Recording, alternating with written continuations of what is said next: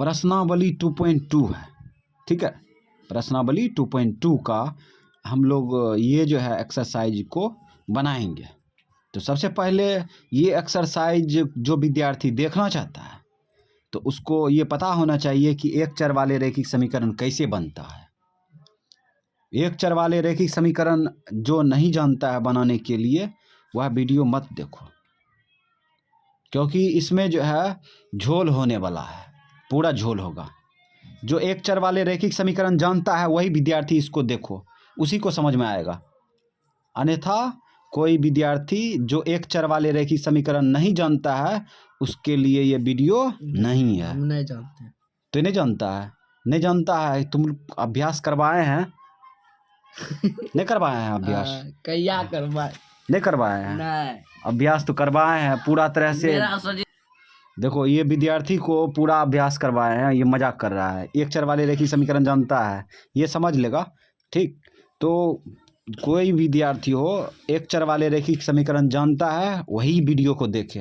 बेफालतू विद्यार्थी इस वीडियो को मत देखिए, ठीक, क्योंकि बहुत ही खतरनाक होने वाला है, सबसे खतरनाक हिसाब है ये, ठीक। तो इसीलिए हम लोग 1 नंबर का चालू करते हैं। कहता है निम्न द्विघात बहुपदों के शून्यक ज्ञात कीजिए। निम्न द्विघात बहुपदों के शून्यक ज्ञात कीजिए और शून्यक तथा गुणांकों के बीच के संबंध की सत्यता की जांच कीजिए।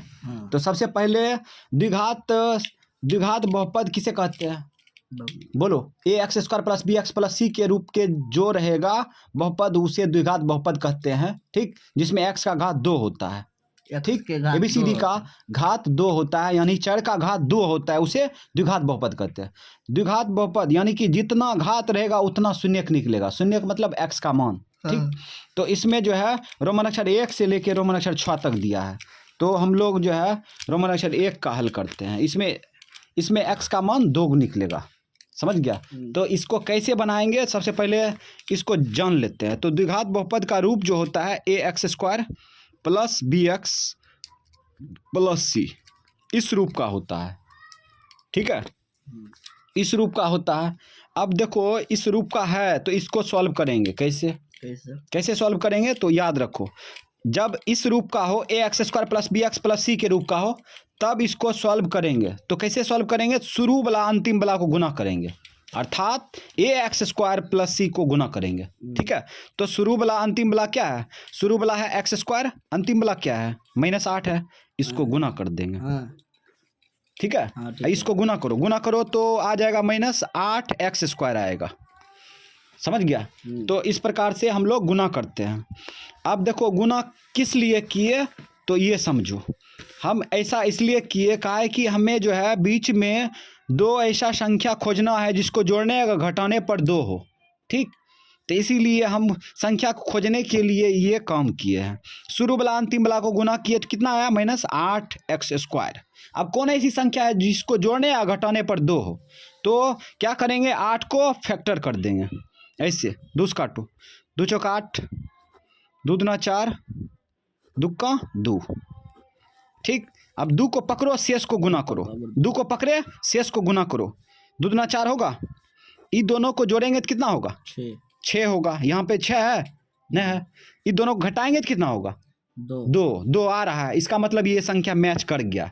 अब इसमें देखो क्या करेंगे, x हटा देंगे, सिर्फ x हटा दिए, बुद्धि से हटा दिए। अब यहाँ पे गौर करो किस में माइनस लगाएंगे, जो घट के माइनस में आएगा, 4 में लगा दिए। अब इसको उठा के बीच में रख देंगे। तो यहाँ पे x² लिखेंगे, x² लिख दिए। उसके बाद इसको उल्टो पुल्टो रख सकते हैं। अच्छा ये 2x प्लस में है कि माइनस में? प्लस में है, तो +2x लिख दिए। उसके बाद -4x है, -4x लिख दिए। अब गौर करना, ये दोनों घटाएंगे तो ये आएगा बीच वाला, आएगा ना, इसको लिखना जरूरी है नहीं। अब यहाँ -8 है, -8 लिख दिए। अब ये दोनों में देखो मौशा क्या है? मौशा किसको कहते हैं? मौशा कहते हैं महत्तम समावर्तक। मतलब कि ये दोनों में कॉमन क्या है, जो कि इसमें और इसमें है, दोनों में है। तो गौर करते हैं तो संख्या में एक है ना, एक कॉमन है। लेकिन एक कब लिया जाता है? जब कोई उपाय नहीं रहेगा। तो यहाँ पर ये दोनों में देखते हैं तो साफ साफ दिख रहा है x है, एगो एक्स कॉमन है, मतलब मौसौ एक आ गया एक्स, मौसौ एक एक्स हो गया, ठीक है। मौसौ मतलब क्या होता है, दोनों में कौन ऐसा संख्या है जो कि मैच कर रहा है, उसी को मौसौ कहते हैं, समझ गया। तो इस दोनों में देखते हैं, ये दोनों समूह में देखते हैं, इसमें और इसमें एगो एक्स इसमें भी है, एगो एक्स इसमें भी है। तो विद्यार्थी यहीं पे फंसता है, ठीक है। तो जो संख्या मैच करता है उसी को मौसौ कहते हैं, समझ गया। तो इसमें और इसमें एक्स मैच कर रहा है तो एक्स खींच लिए बाहर, खींच लिए। अब छोटी ब्रैकेट चालू कर दिए, ठीक है। अब ई एक्स से ई एक्स में भाग देंगे, तो इसमें जो भाग देंगे तो क्या गो एक्स कटेगा, एगो एक्स कट जाएगा, तो क्या गो बचेगा, एगो बचेगा, एगो उतार दिए। इस एक्स से ई प्लस 2x में भाग देंगे तो एक्स एक्स कट जाएगा, प्लस 2 ना बचेगा, प्लस 2 उतार दिए, उतार दिए। तो यहाँ तक का कहानी खत्म, यहाँ तक का कहानी खत्म। अब यहाँ माइनस है, माइनस उतार दिए, यहाँ कोई भी चिन्ह रहेगा यहाँ पे उतार दिए, उतार दिए। उसके बाद यहाँ पे गौर करो, इन दोनों में मैच क्या कर रहा है, मैच क्या कर रहा है, एक्स मैच कर रहा है कि 4 मैच कर रहा है, 4 मैच कर रहा है। इसका मतलब 4 मौसौ हो गया, 4 मौसौ हो गया, समझ गया, 4 मौसौ हो गया। मौसौ उसी को कहते हैं जो दोनों समूह में हो, मैच कर रहा है। ठीक।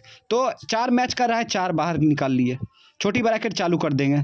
अब -4 से चिन्ह समेत भाग देंगे, -4 से -4x में भाग देंगे, -4x में भाग देंगे तो -4 कट जाएगा, क्या बचेगा, 0 एक्स बचेगा, एक्स उतार दिए, उतार दिए। -4 से -8 में भाग देंगे तो माइनस माइनस कट जाएगा, 4 दूनी 8 प्लस 2 बचेगा, बचेगा। अब यहाँ पे देखो गौर से, अगर डिब्बा वाला दोनों मिल रहा है तो इसका मतलब हिसाब सही है। तो क्या करेंगे, एक बाहर वाला लेंगे, एक अंदर वाला। तो बाहर वाला हो गया x-4, क्या हो गया, x-4। तो यहाँ पे पकड़ लो, पहले x-4, पहले बाहर वाला पकड़ लेंगे, ठीक है। उसके बाद अंदर वाला पकड़ो, एक अंदर वाला पकड़ लो, तो x+2, समझ गया। अब ये गुणनखंड आ गया है ना। अब देखो हम लोग फिर रिटर्न करना चाहेंगे तो इससे इसमें गुना करेंगे, 100 करेंगे तो इस प्रकार से ये आएगा, ठीक है। फिर -4 से इसमें गुना करेंगे तो 100 करके ऐसे ला सकते हैं, ठीक है। तो ये गुणनखंड आ गया। अब यहाँ पे देखो क्या करेंगे, इसके बराबर 0 करेंगे, एक बार इसके बराबर 0 करेंगे, ठीक है। तो यहाँ पे लिखेंगे x-4 बराबर 0, यहाँ पे लिख सकते हैं यदि, ठीक है। अब पुनः यदि लिख सकते हैं, नहीं लिखेंगे तो कोई दिक्कत नहीं है, x+2 बराबर 0, ठीक है। अब इसको उधर ले जाओ तो x बराबर क्या होगा, इसको उधर ले जाएंगे तो 0 प्लस क्या होगा, 4 होगा। तो x बराबर क्या हो गया, 4। इधर देखो x बराबर 0 - 4 2 होगा ना, तो x बराबर घट के क्या होगा, -2। तो यहाँ पे निकल के आया 4, -2, ये हो गया आंसर। तो ये 2 शून्य निकल चुका है, ठीक है। इसका आंसर देख लो। उसके बाद देखो आंसर जो है वहाँ पे -2, 4 है, तो उससे कोई दिक्कत नहीं है। x का मान -2 है यहाँ पे, 4 यहाँ पे है, ठीक है। आंसर उल्टा पुल्टा रहने से कुछ नहीं होगा, ठीक है। वो भी आंसर सही है, ये भी आंसर सही है, ठीक है। x का मान दोनों है ना। अब देखो जांच करेंगे, जांच इसमें कह रहा है करने के लिए, तो जांच करने के लिए क्या करेंगे, पहले अल्फा को ऐसे लिखते हैं, ऐसे भी लिख सकता है अल्फा को ऐसे भी लिखा जाता है, ठीक है। तो हमारा स्टाइल है ऐसे लिखना, बड़का ए ऐसे करके लिखते हैं, मतलब स्मॉल ए है, इसको थोड़ा बड़ा करके लिखते हैं। अल्फा का मान, उसके बाद बीटा का मान लिख लो। उसके बाद यहाँ पर ABC लिख लो, उसके बाद जांच कर लो। तो अल्फा देखो पहला शून्य को कहते हैं, अल्फा पहला शून्य क्या है, 4 है, लिख लिए। बीटा कहते हैं दूसरा शून्य -2 है, लिख लिए। उसके बाद ए कहते हैं, यहाँ पर देखो ए x² के गुणांक को कहते हैं। x² का गुणांक क्या है, x² के साथ कौन ऐसी संख्या है जो कि गुना है, यहाँ पे गौर करो, x² के साथ कौन ऐसी संख्या है जो गुना है, 1 है गुना, है ना। x² गुना 1 तब ना हुआ x², तो इसका मतलब a का मान 1 हो गया। b देखो b देखो x का गुणांक है, x का गुणांक क्या है, b है। यहाँ पे देखो x का गुणांक क्या है, -2 है, तो b का मान -2 आ गया, ठीक। c देखो अचर पद है, सी अचर पद है, यहाँ पर देखो सी -8 है अचर पद, तो यहाँ पे हो गया -8। अब जांच कर सकता है। पहले अल्फा प्लस बीटा लगा दो, चूंकि अल्फा प्लस बीटा बराबर, नोट में सब बताए हैं, अल्फा प्लस बीटा बराबर -b/a होता है, ठीक है। अल्फा प्लस बीटा बराबर -b/a। देखते हैं कि ये शून्यक है और ये गुणांक है। देखते हैं इधर सॉल्व करने पर इधर सॉल्व करने पर बराबर होता है क्या, देखते हैं। तो रखो, अल्फा का मान क्या है, अल्फा का मान 4 है, 4 रख देते हैं, प्लस बीटा का मान -2 रख दिए। यहाँ पर देखो कुछ अजीब हो रहा है, यहाँ पर प्लस है माइनस है, लगातार चिन्ह नहीं रहता है, इसको घेरना पड़ता है, इसलिए घेर दो इसको। बराबर बी का मान रखो, बी का मान -2 है, तो पहले से माइनस है फिर -2 है, तो इसको एक माइनस को भूल जाए, भूलेंगे नहीं, यो लिख दिए। अब यहाँ पर लगातार चिन्ह है तो इसलिए घेर देंगे ऐसे करके, बट्टा ए तो जानता है 1 है, यहाँ पर ए रख दो 1। अब इसको आगे बढ़ाओ, 4 प्लस गुना माइनस, प्लस इसका मतलब गुना, माइनस प्लस गुना माइनस -2, और माइनस गुना माइनस प्लस, दुक्का 2।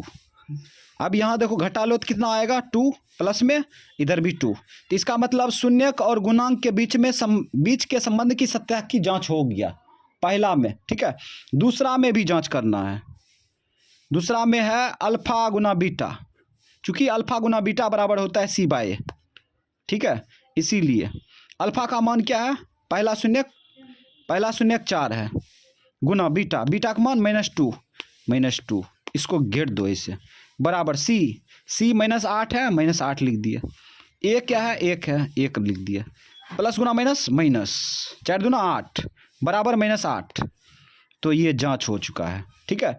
ये शून्यक था और ये गुणांक था। शून्यक और गुणांक को बायां पक्ष सॉल्व किए, दायां पक्ष सॉल्व किए, दोनों बगल क्या आया, बराबर आया, तो ये जांच हो चुका है। तो इसी प्रकार से हम लोग बनाएंगे इसमें।